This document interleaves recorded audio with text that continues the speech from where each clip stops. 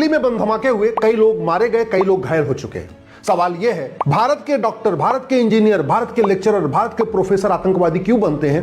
भारत में जो आतंकवाद बढ़ रहा है उसके लिए संविधान की शपथ लेने वाले सांसद, विधायक, मंत्री और जज जिम्मेदार हैं। भारत में जो आतंकवाद की घटनाएं बढ़ रही हैं उसके लिए वो सांसद, विधायक, मंत्री और जज जिम्मेदार हैं जिनको लगता है मंदिर और मस्जिद एक समान होता है, जिनको लगता है वेद, पुराण, बाइबल, कुरान एक समान है।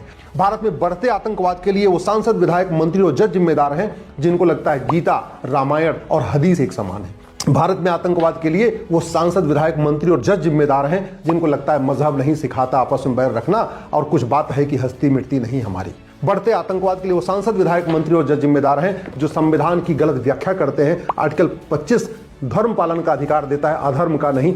आर्टिकल 25 धर्म का पालन का अधिकार देता है, धर्मांतरण का नहीं। भारत में बढ़ते आतंकवाद के लिए वो सांसद, विधायक, मंत्री और जज जिम्मेदार हैं जो मदरसों का संरक्षण कर रहे हैं, मदरसों का समर्थन करते हैं। आर्टिकल 30 मदरसा खोलने का अधिकार नहीं देता है, लेकिन संविधान किस व्याख्या करने वाले माननीय सुप्रीम कोर्ट के जजों ने ये गलत किया है, गलत फैसले दिए हैं। मैं पहले भी कह चुका हूं, फिर कह रहा हूं, सबसे कहते हैं prevention is better than cure. एक बार आतंकवादी घटना हो गई, लोग मारे गए, चलो ठीक है, आप 2-4 आतंकवादी पकड़ लेंगे, पुलिस पकड़ के उनको सजा देंगे, ये चलता रहेगा, कभी नहीं रुकेगा। देश को सुरक्षित करना जरूरी है, ये विकास तो बाद में भी होता रहेगा। और जहां तक बात रही अंदर की समस्याओं का समाधान, तो हमें संसद में करना ही पड़ेगा, सुप्रीम कोर्ट में करना पड़ेगा।